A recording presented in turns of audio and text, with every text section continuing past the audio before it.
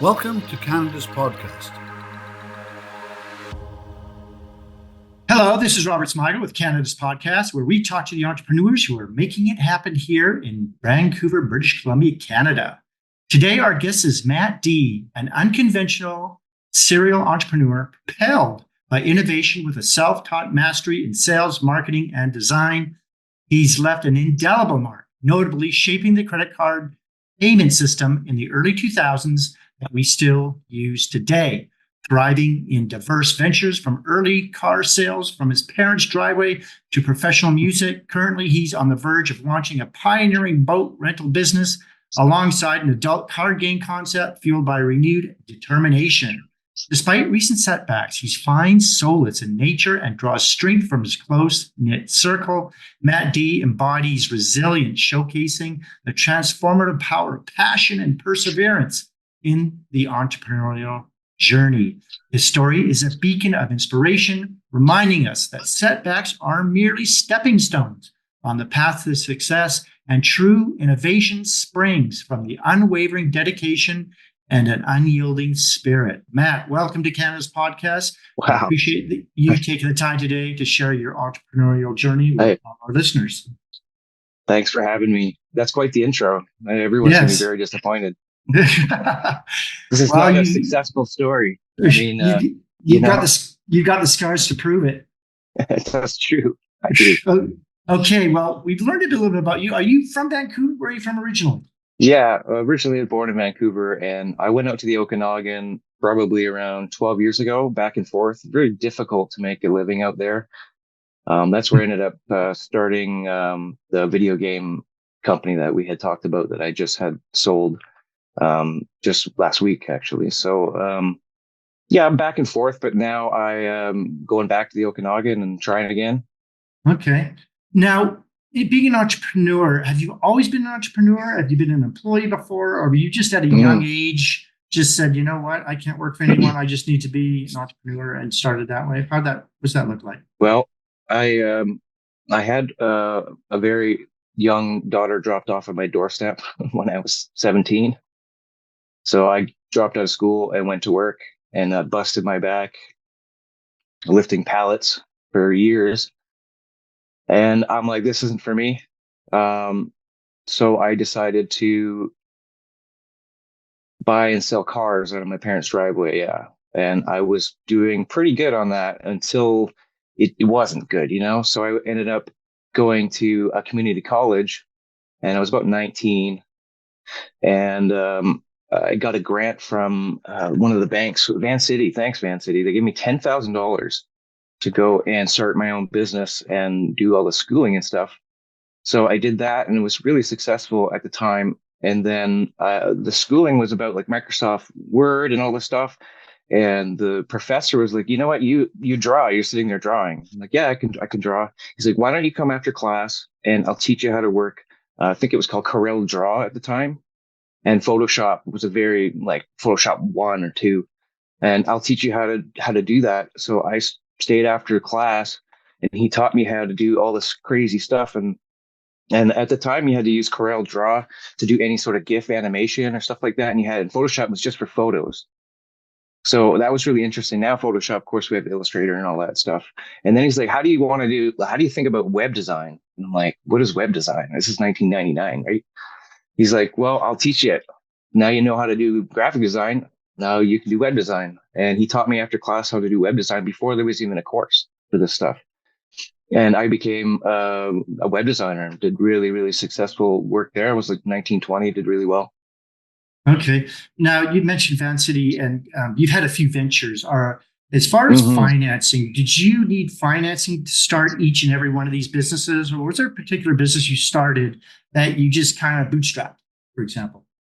Most likely the web design company that I had in the early 2000s. I didn't need anybody. And at that time, it was just me.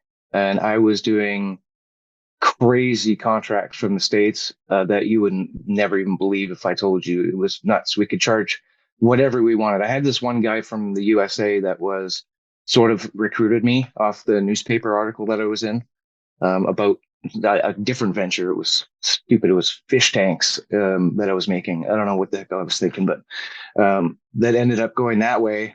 And yeah, we were getting contracts in the States for hotels and stuff. We were charging, just imagine, we had to sell them on to get a website. They're like, we don't want a website. What's this website? It's all fad. And we're like, no, your competitors are doing it. And we have this booking thing that I put together where you can book online. They're like, no, it's never going to work. But some of them did. And then more and more and more, geez, by the time 2002 hit, just before the crash of, well, what was it, 2004 when it kind of crashed? I thought I was going to be rich for the rest of my life. I thought that was it. I got it figured out. You guys are idiots. And that's not the case at all what happened. 6 years of depression after that, but I had to keep trying to start new adventures, but they all just crashed because now I'm competing with these big web design companies that came out of nowhere with like 15 employees. And I don't have the money to pay 15 employees at the time. I sold all my BMWs at that point, so it took so long to be able to get the next one that worked, which was the video game company in 2011. It was a really dark time between there. Yeah. How do you manage failure? You've mentioned a few times that, some of these things didn't do well and stuff. And how do you pick yourself up and go, okay, I've learned from this, I've done this, and it's not negative, but I just need to move on. And what's your kind of MO to start from scratch over again? But man, if I didn't answer that, I probably wouldn't be had that dark time there for a while. There's something in me. I'll get a job for like a day. That's motivates me. I'll just go dig ditches. Okay.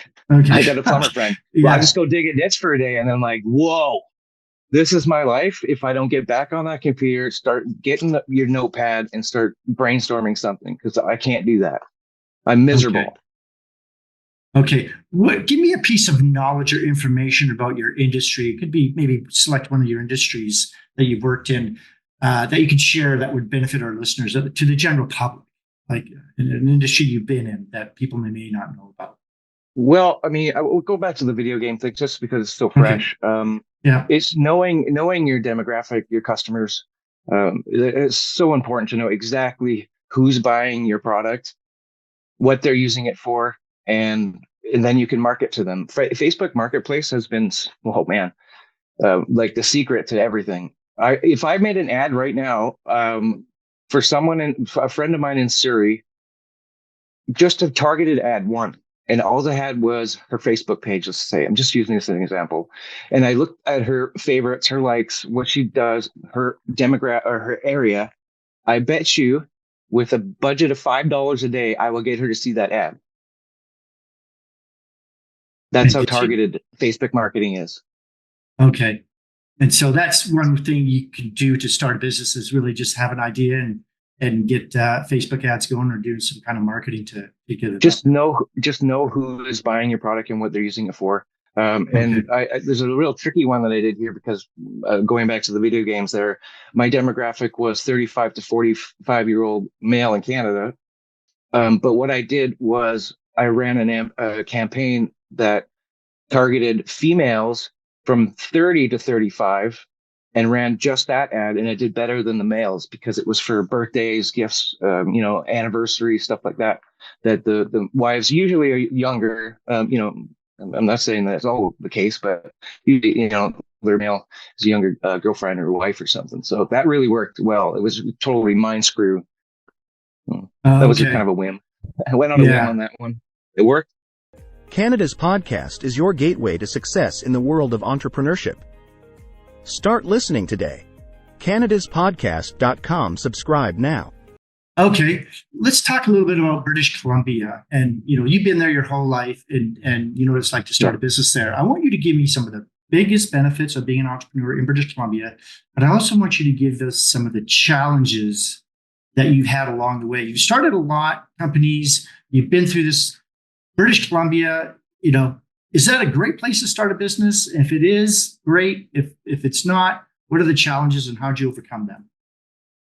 Well, it really depends what kind of business. I mean, if you own a vape shop or a cannabis store, you're doing all right.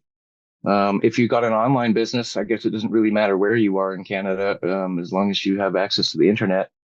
And if you're shipping worldwide or Canada-wide, it doesn't really matter. But if you're talking about the red tape that BC has, yeah, it's a challenge. I have the city sniffing around my shop a lot. I've had the fire department here 3 times, and everything's fine here. I'm still at the warehouse, actually. It's where I'm calling it. A little chilly in here, actually. But yeah, there's a lot of red tape. The city seems to really go after the small guys, medium guys, and then the large guys, whoever they are. There's no Lamborghini parked out front, I'll tell you right now. But if there was, I bet you they wouldn't be sniffing around here as much. So yeah, there's a lot of red tape. The good things about it, I mean, the weather when it's sunny like today, it's beautiful out there. Uh, I don't know. You could be anywhere. I mean, I love Kelowna. The problem with Kelowna, I mean, I'm very lucky I got in a long time ago and I have a place where I don't have to pay launching fees for the boats that I'm doing that boat rental company this summer. But it's beautiful up there. It's just very, very challenging to get into housing. It's, you think that housing's bad here. It's really bad there too. I would say like maybe 20% less, but that margin it's almost even there. 2,200 for a 2-bedroom basement suite, if that's what you're looking for in Kelowna right now. Okay. So yeah, I don't really see any advantages. And like BC is beautiful. I mean, that's really the only advantage. It's just a lot of red tape.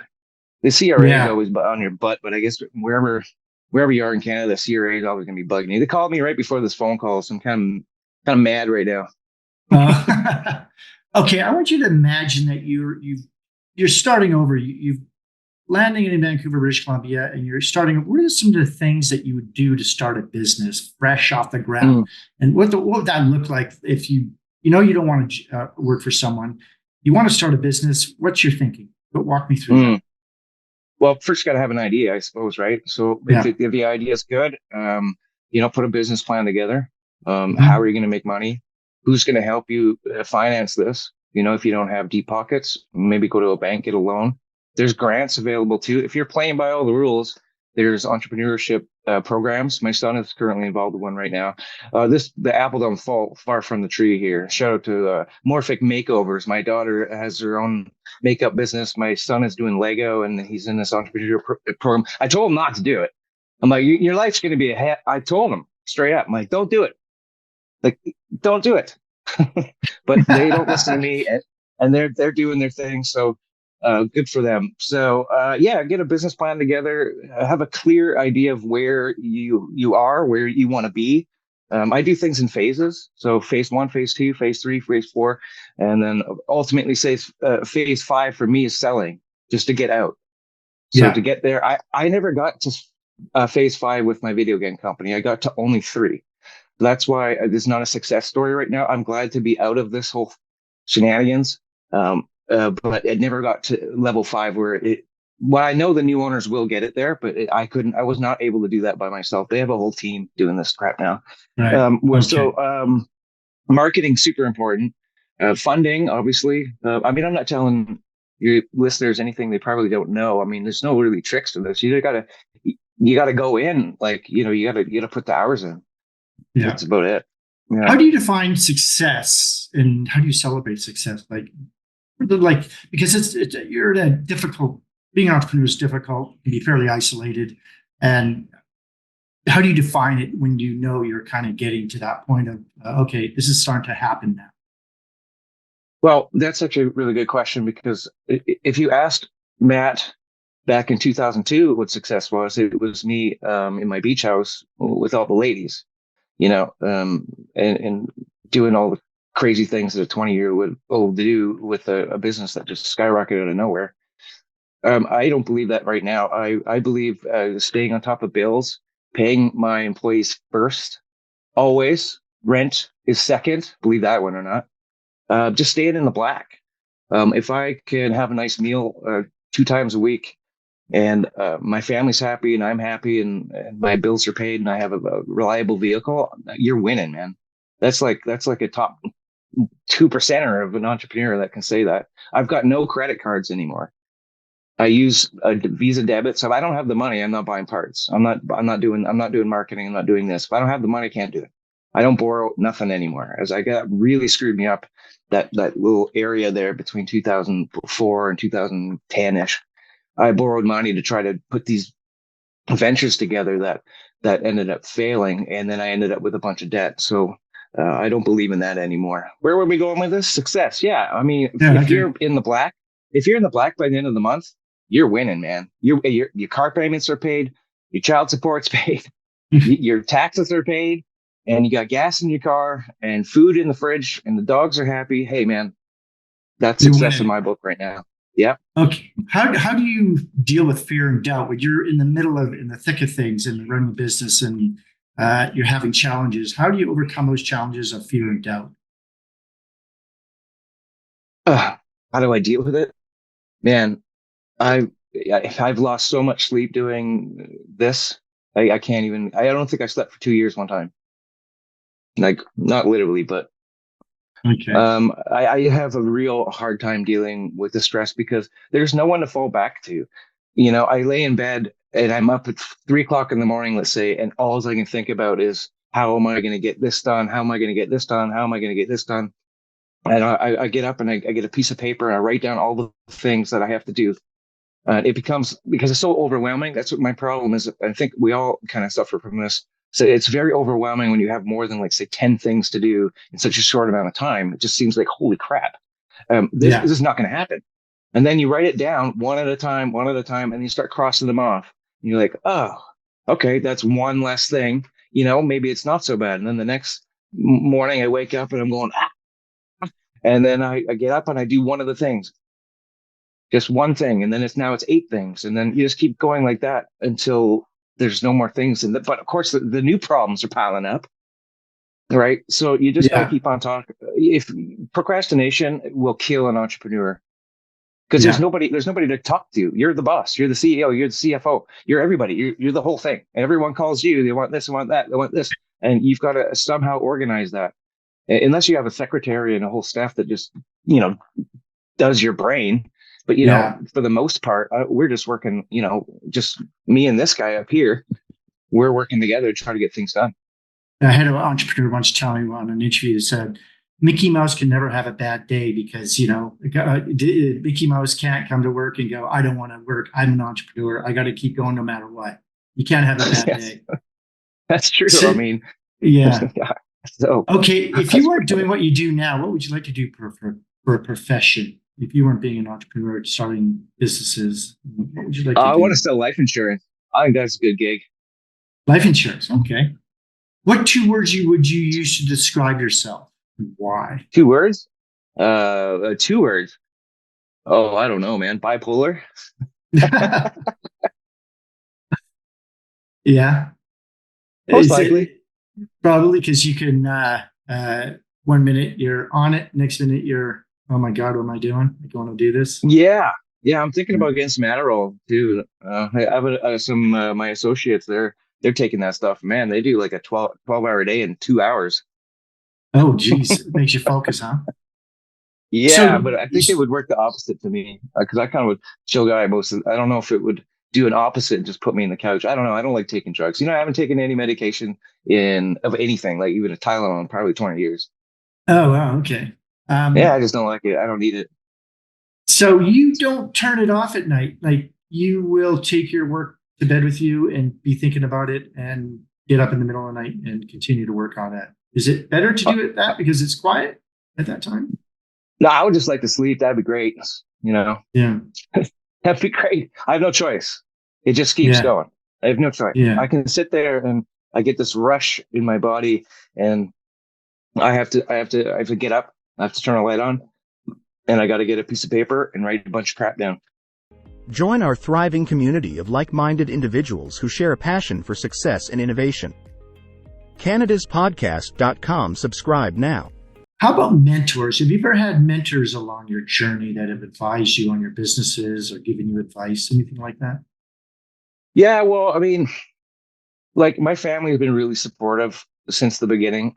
They know that I'm miserable working a normal job, even though I did it. I went every day. I would take every other Thursday off. I felt that was a good work week for me. 5 on, 4 off. I don't care if the boss didn't like it. I needed a break. Yeah. But yeah, my family's been really supportive. So, my dad's worked a really great job for a very long time. And I had a great childhood, and and he's been supportive. I would say a role model of sorts, but as far as business goes, he doesn't really, not very good at that. He doesn't give me advice. I'm like, Dad, I've been doing this. I'm doing this since I've been in diapers. Like, just let me do the business. That I know I will listen to what you have to say, but let me do it. I got it. Role models. Those entrepreneur, say there's these things that you go to, like dinners and like meetups and stuff like that. We have them up in Kelowna. They're every other Friday. I try to stay away from those because I know that they're like, that suit only comes out once every 2 weeks. The BMW outside, they can't make payments for that thing. I know that. It's just all bologna sandwich. I show up in sweatpants and I'll hand out some cards and then I'll just get out of there. Mentors, I mean, what are we like? Bezos or Elon? Nah, dude, that's like the top 0.0001% of entrepreneurs. So no, I don't really have any, I guess. Maybe I should. Maybe I should get one. I guess my friends are entrepreneurs. They're doing well. I mean, they're in the black. So we all get together. We talk about crap. I don't know. Not a real big mentor. I should get one though. Thank you for asking. Okay. I'm writing that down. There you go. Write that one down. Get a mentor. Even Robert, you're good.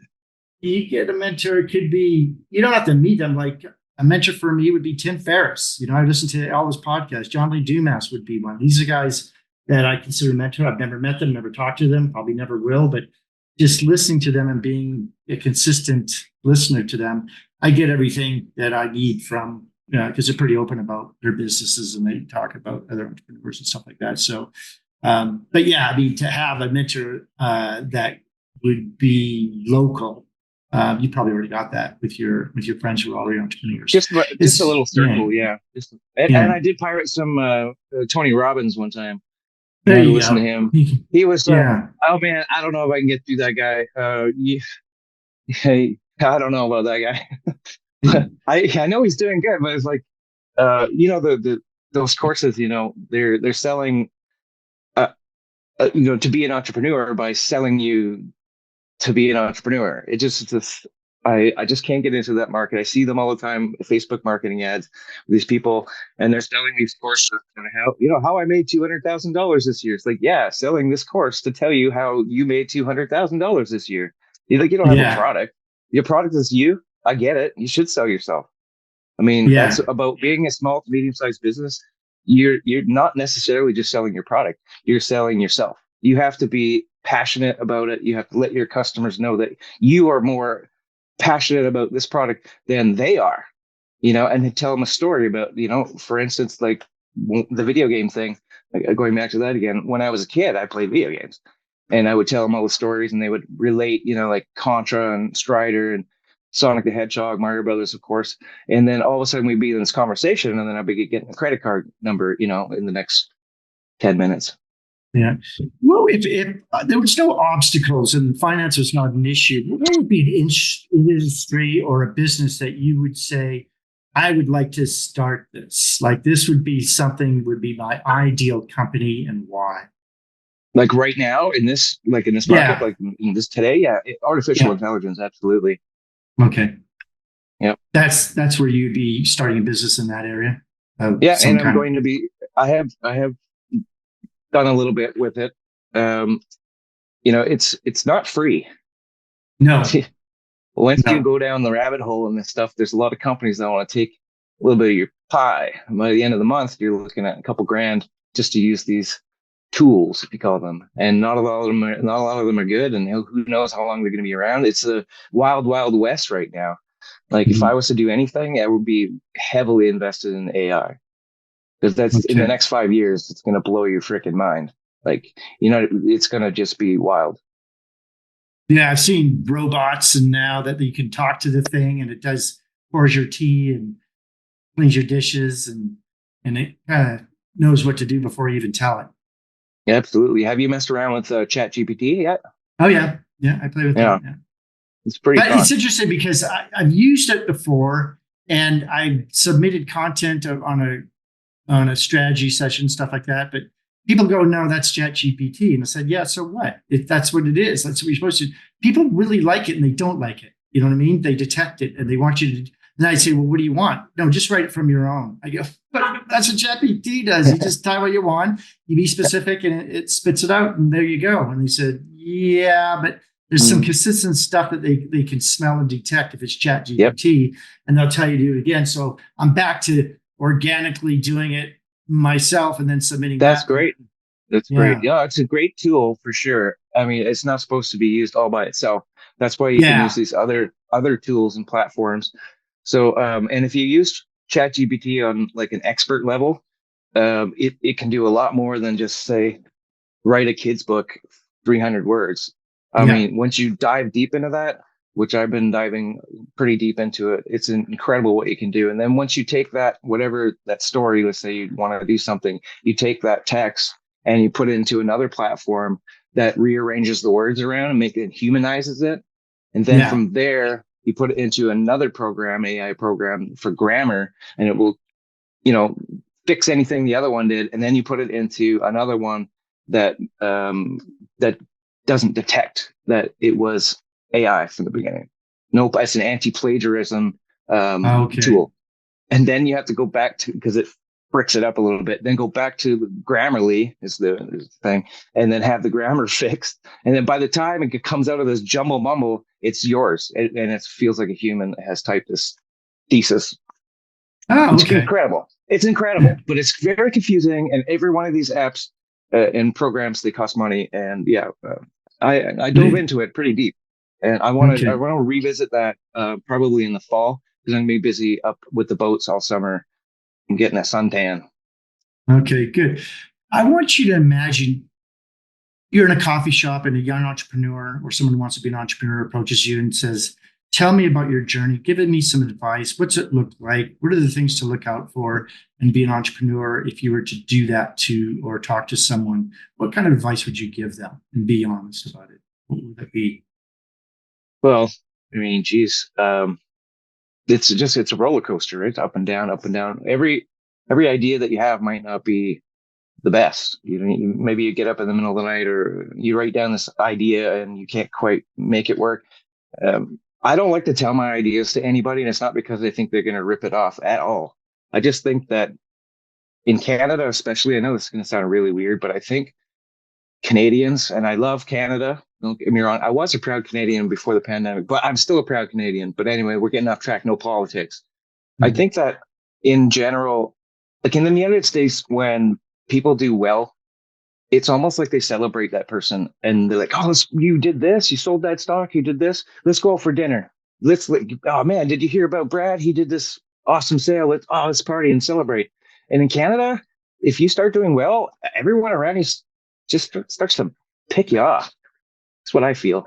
They start to put you on the bus a little bit. And I've noticed that because I deal with a lot of people from the States, and they're very proud people to be, doing something, and they really support the communities. And I feel in Canada is quite the opposite. We see a nice BMW down there. Oh, it's, bet your dad's buying that. Maybe the guy had a nice job and he bought the BMW. Right. I don't know. So my advice, I got off track there a little bit. My advice, I mean, just keep going or quit. Not every idea is going to be not a banger. So if you want to show it to your friends, they're probably going to pick it apart if it's a good idea or a bad idea. Just if you think it's a good idea, then go for it. Yeah, that's all. And you mentioned business plan. How extensive is a business plan for you, and what are people looking for in that? And how important is that? Yeah, that's the most overlooked thing. Is a real strong business plan does not have to be 14 pages. It can be a paragraph. I get this product, I put it for sale here, and then I sell it and make money. I mean, really, it could be that simple. But I mean, obviously, it should be a little bit more information than that.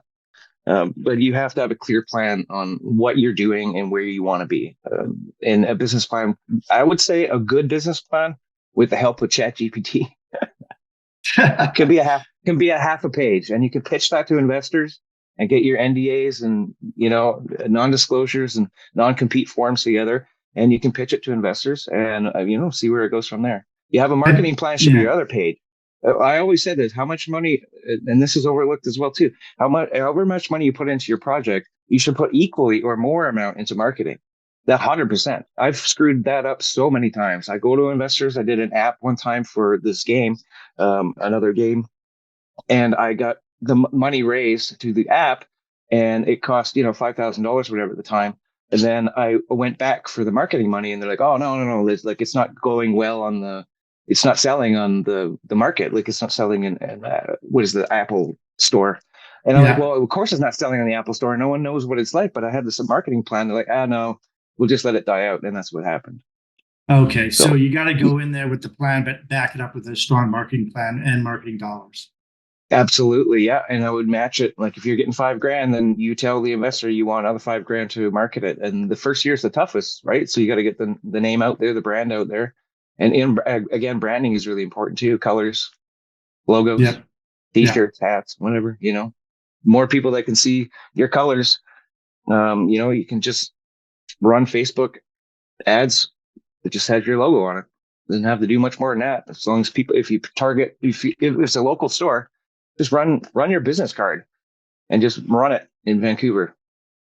Yeah. You have a link to the website if you want, but as long as people are seeing your brand. Okay, we're going to wrap things up. How can our listeners get hold of you? Is there anything you'd like to add before you leave us today? Any final words of advice? Oh, yeah, okay. Sorry, I didn't mean to cut you off. It's a little bit of a delay in my ear. Yeah. Anything you'd like to add before we leave us? Some words of advice? Sure, yeah. Living and working together, that's what I've been doing for the last 12 years. And I've been through different warehouses and all over the place. It's good advice if you want to do that. Remember when pre-pandemic, everyone was going to work? Remember that? And then everyone stayed at home. And I'm like, this is going to be a recipe for disaster because I've been doing this my whole life. So what I always do, I look for commercial buildings with a shower. And then I look at the zoning through the app or the website. And then I can legally work and live in the same building. And I've been doing that my whole life almost. That drives you absolutely insane. It also gives you social problems because you're not out in the workplace. You're not on the bus. You're not driving to the gas station, interacting with people. You are sitting at a desk or working in a shop. And then when you go home, it's right here. And you got to deal with this brain. And you're not dealing with, if you work at an office, you're going for office dinners and it's important. My advice is if I was to do that again, if you have the income, would be to separate work and living. So rent a small office somewhere in a building where there's other entrepreneurs. They have this all over Vancouver. They're like shared spaces.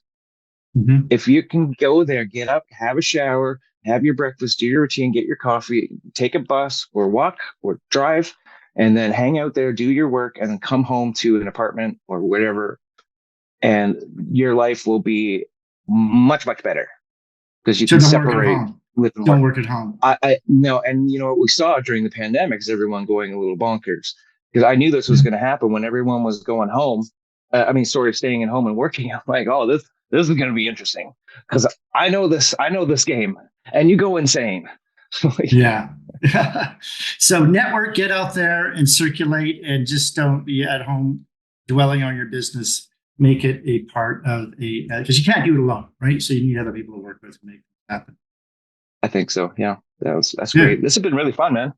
Okay. Matt Dee, thank you for coming on the show. I've learned a lot about you, and I'm sure our listeners have as well.